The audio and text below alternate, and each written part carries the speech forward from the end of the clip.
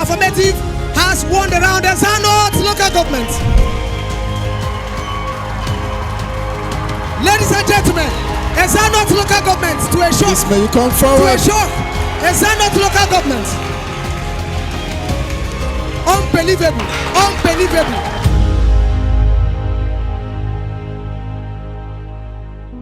Welcome to the last round of the One Youth Spark Nation 1.0 debate competition happening here in Ezanot local government. We're having Team A proposing the motion, while Team C is opposing the motion. My name is Nwafor Chioma Anastasia Bethel from City Salt College, located at Eza, not local government, at Ebonyi Central. I came here today for the One Youth Spark Nation organization program. This house welcomes the first speaker of the proposing side to open this round. Thank you. I'm here to speak on the topic, which is that this house believes that ChatGPT is a menace to the mental growth of young Africans. But before I start, I would like to just oppose the vis-a-vis between the terms mentioned in the topic. ChatGPT is very, very bad because imagine a situation whereby citizens, they prefer artificial knowledge to the natural knowledge and wisdom given to them by God. 99% of us here, you cannot think that fast. Why? Because of social media platforms, including the internet, the Facebook, and the rest of them. Generative pre-trained transformer are a type of large language models and a prominent framework for generative artificial intelligence (AI), providing answers and information based on the data they have been trained on. While this may seem harmless, the danger lies in the fact that these chatbots are not humans and do not possess the ability to understand emotional content. The use of GPT chatbots can also lead to a decline in critical thinking skills and creativity among young Africans. Come on with your question. Thank you very much. You said that yes, ChatGPT is a menace to the mental growth of young Africans. So tell me, after doubting that it's not a mental, I say it is not. It's not a menace. Well, okay, for my mistake. The misuse of words, but you have to explain that. I'll be delighted to be chosen among the best. Imagine a situation whereby as a student, after listening to your teacher, you have to tell me that you cannot go through your textbook and get what is being taught in the classroom. Then you have to go through your phone. What do you do when you are in the hall for exam? Can you tell me that you'll be allowed to make use of GSM in the JAMB hall? Okay, let me tell you, know that the negative use of the ChatGPT can also result to valuation of copyright. Do you know that? In conclusion, the ChatGPT is a menace to mental growth of the young Africans. It is potential to spread misinformation and erode human connection, possessing a significant risk to the mental growth of the young Africans' development. Thank you. The fact that you didn't probably prepare very well for a particular topic or particular motion should not affect your organization, your clarity, even that one you want to see. Be very clear about it. It has a way, like it goes a long way in affecting your scores and how you are perceived by your audience and the judges. Okay? There's a proposing that is opposing. Proposing is for this, for what the motion is saying. The first position goes to Group A, City Salt College, with a total of 199 points. Please put your hands together. Please come to the point. This is just one person. So when we think about City Salt College, we're referring to just one person as a representative. Our best speaker for the debate tournament we had here today remains Nwafor Chioma with a total pot of 100 speaker points. Please put your hands together. Put your hands together. It's not an easy point, even though she came alone. Having been chosen as the best speaker in the local government level, I wish I will also be chosen as the best and I will make it in the state level. I thank One Youth Spark Nation organization for creating such an opportunity. Thank you. The 2024 Spark Nation Project Octo Finals happening live here at Monablis Hotel, Abakaliki, Ebonyi State, Nigeria. Round 2, we have Afik preparing Ezanot local government. Remember, we have 6 rounds confirmed, right? Then Izzy local government is waiting on standby to go in with the best loser after the first 6 rounds. Ladies and gentlemen, let's make welcome the debaters for the second round. Here. Good day, ladies and gentlemen. I'm the first speaker from the affirmative side. I will actually establish the vis-a-vis between the motion of the topic today, which says that the federal government should militarize the North Central. What is militarization? Militarization is actually the increase in the effect of the military forces in any region or in any area. Firstly, let me quote as was stated by Martin Luther King. He said, "Our life begins to end when we stop thinking about the things that matters." Audience, judges, what are the things that matters? Firstly, my points include security, terrestrial integrity, and political dynamics. It is crystal clear to understand that in Nigeria, only the paranoid survives.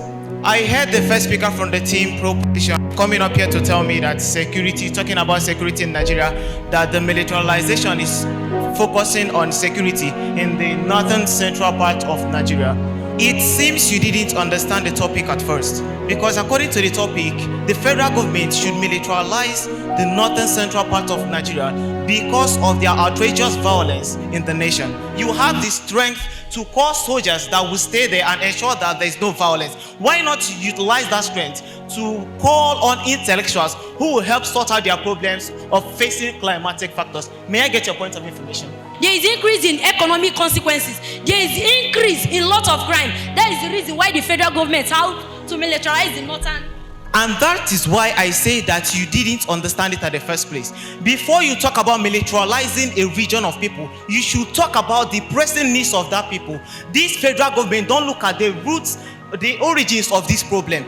You discover that you're lodged in a hotel and wake up in the morning without knowing that the person you are lying down with is already shot dead. Why? Because there is no security on guard. So the government has to do it in order to protect both the economies, both the history, both the international relationship. First speaker affirmative argued 3 main points. Number 1, that militarization is to enforce security, to enforce terrestrial integrity, and number 3, to enforce political dynamics.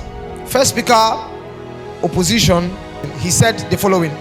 He said, why the North Central should be militarized is because that region is known for violence. That was the first place where they shot themselves on the foot.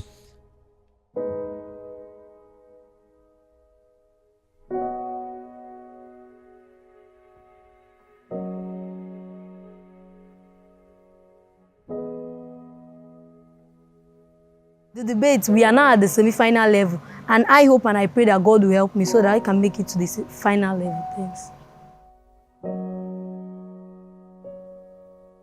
I'm here to speak on the motion which states, this House of the Federal Government of Nigeria will temporarily ban importation of non-essential goods. And I will guess that if you understand this topic, they say temporarily, that is for a limited point in time. And when we talk about non-essential goods are goods that are not basic. They are not needed for you to survive. They are not the basic need, they are not the basic things you need now. Actually, I will drive this to a stand with the following points of mine. Firstly, trade precipitation or imbalance. Secondly, it will reduce the importance of our domestic products. Lastly, I will actually emphasize on the fact of overdependence on global or foreign markets. And I will support it to these motions. If we depend on them, we will actually lack our integrity as a nation.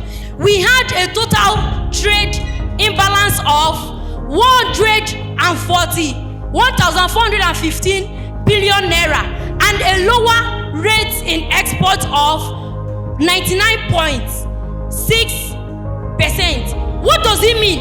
Where we are having 163.1% in import, what impact are we making in the life of individuals? And then overdependence. This is actually the reason of inflation rate in the country. Can I get your point of information?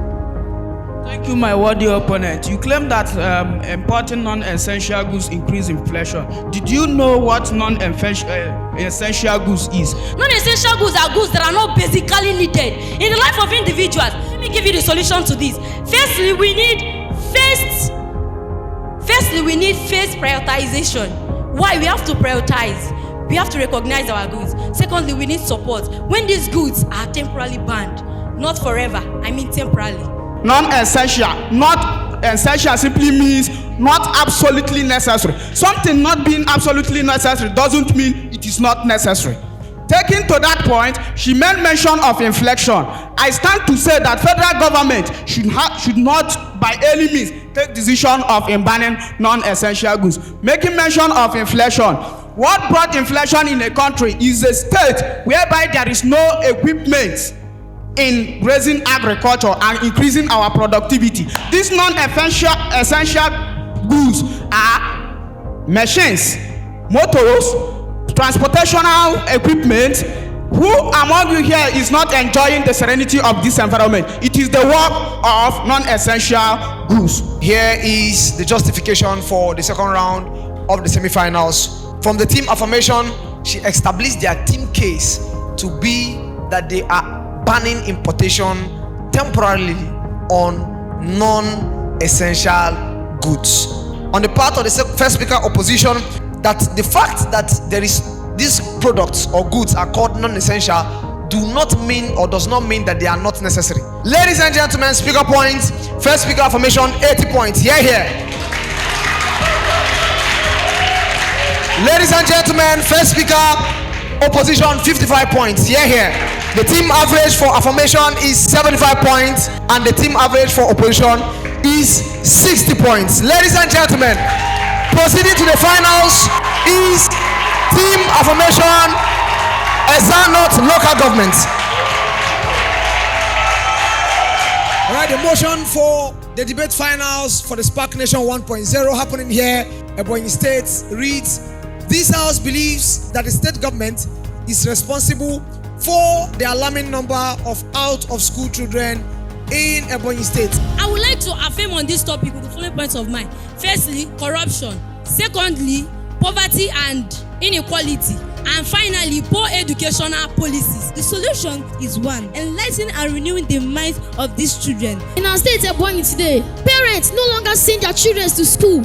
Ebonyi State allocated 10% of their budget to education instead of the proper 20% that has been approved by the UNESCO. We can do better than that. Here. Team Affirmative has won the round as Hanot local government. Ladies and gentlemen, Ezanot local government to a shock. May you come forward. To a shock. Ezanot local government. Unbelievable. Ladies and gentlemen, a big shocker. They lost in the quarterfinals and came up by best loser points, and they have won the tournament.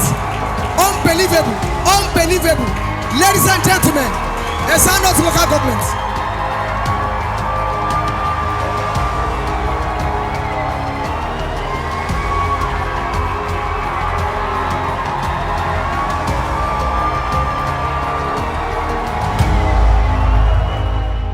I didn't even know that I'm going to qualify for this final round, even though the debate was very tough, with the opposition standing very firm in their case.